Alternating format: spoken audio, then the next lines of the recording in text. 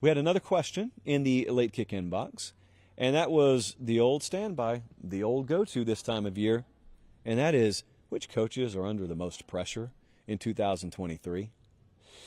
Now, in our world, we define pressure two different ways. What a unique way to hold this pen, by the way. I'm just holding it up so I can freeze frame it later. You got competitive pressure, and you got job security pressure. Now, I've got a name written down on this list that has a very large buyout that I think is still under job security pressure, and that would be Jimbo Fisher. There's another name on here like Ryan Day, who I do not think is under job security pressure, but I still think is feeling immense amounts of pressure this year. It's just competitive pressure. So let's talk about him. So Jimbo Fisher, I am going to probably end up making myself sort of a hot button opinion maker on over the summer because I'm teetering dangerously close to making another irresponsible prediction about Texas A&M this year. So I've got time. We're only in March right now. There's still time for you to talk me off of this ledge. But I happen to think that he did make the right moves, especially in hiring Bobby Petrino. Not a miracle worker. They don't need a miracle. I just think that for how ignorant it was for me to say they had a disaster-proof roster, they are really talented. They're really good.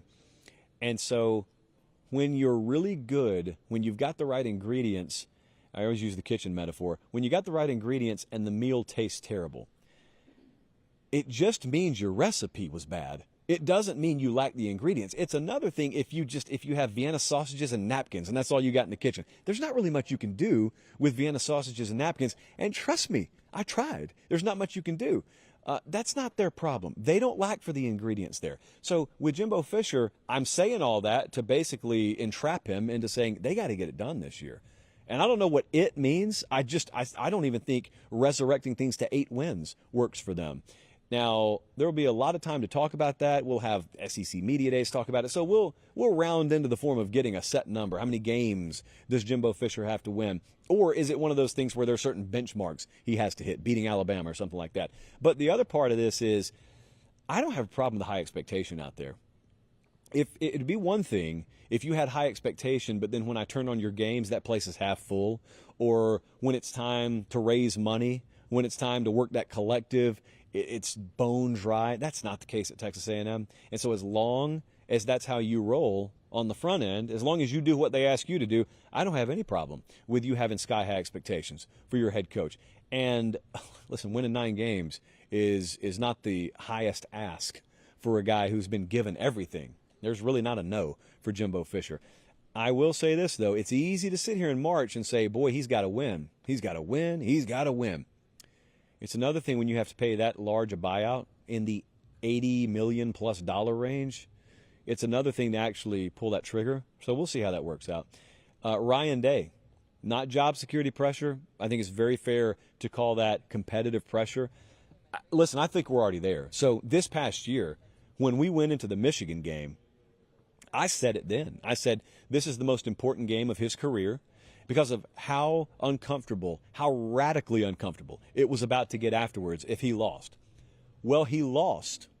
I don't think I've ever told this story. So Gelby and I are standing right out on the field after the game. Stadium is emptied.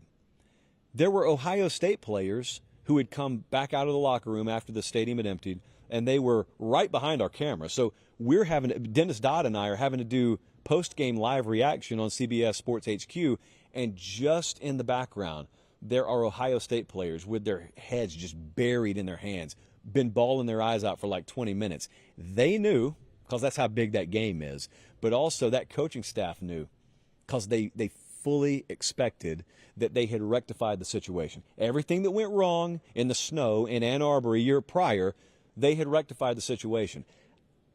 Truthfully, I thought they had too. And my belief stemmed from how confident I knew they were internally.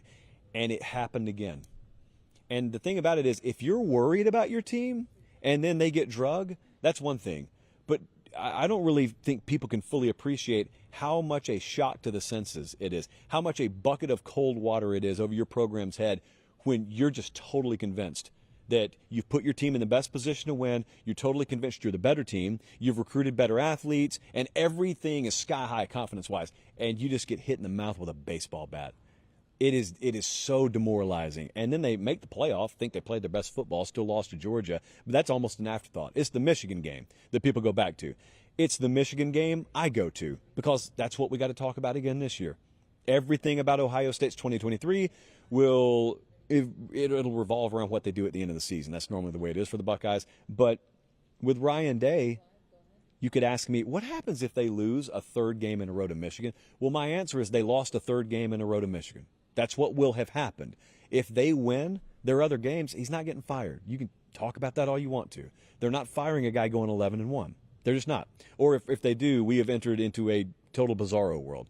So that is not job security pressure, but it's competitive pressure.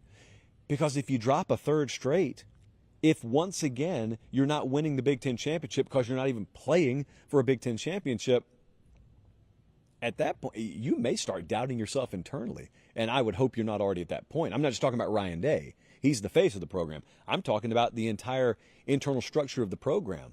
You've done it as hard as you can. 3 years in a row, you will have lost to a team that you fully believe you outman. You fully believe you got a better staff. You fully believe you put your guys in better position, and you hadn't gotten it done. That's called competitive pressure. No one needs to tell you your job's on the line to feel that kind of pressure. What about Texas in year 3 under Sark? I was talking to someone earlier today about Mike Norvell. You've heard me make this comparison a lot, and I'll continue to do it because we got several months until fall camp opens. This time last year, we were going into spring, and people were talking hot seat with Mike Norvell. Remember that? Florida State, talking about hot seat? No one wants to admit it now, but a lot of people trafficked in that. Credit to Florida State, they gave him time. And it turns out it was going to take 3 years for Mike Norvell to get things right. And lo and behold, third year happened. He got it right. And now Florida State's off to the races. They're like a co-favorite to win the ACC this year. They are a co-favorite out of that conference to have the highest odds to win the national championship. Where'd that come from? It came from patience. It came from giving a guy time. The reason I'm mentioning Norvell is because year 1 and year 2 were not good. Year 1 and year 2 for Sark have not been all that great. Now we enter year 3. This is the moneymaker year, literally, figuratively. I think you could legitimately circle Sark as having job security pressure. We don't really do that on this show much, but I'm saying you could do that. But with Sark, he cannot complain about his quarterback situation. He can't complain about recruiting. And I'm saying this complimentary. They have acquired the talent they needed. I think one of the biggest misnomers is he inherited a loaded cupboard. He did not. He inherited guys who had some stars next to their name in high school. A lot of them were at the wrong position. And by that, I mean he did not have line of scrimmage talent. And so they've gone about rectifying that. Year 3 now. This is when it should happen. This is when you should look at Texas the same way in, 12 months that we're talking about FSU right now. That's pressure. That's the kind of pressure that's on Sark this year. And Neil Brown at West Virginia is the other one I just kind of tacked onto the list. There's a lot of surprise in the college football industry that Neil Brown still has his job at West Virginia. I remind you again, I don't really enjoy doing a show about hot seat talk. We rarely do it. I think we do it like 2 or 3 times a year, and that's just because they tell me it clicks. Sometimes even we have to be beholden to that. But I'm not done yet. Oh, thank you. Does it right? Oh, yes, it does. Thank you, sir. Neil Brown still got his job at West Virginia.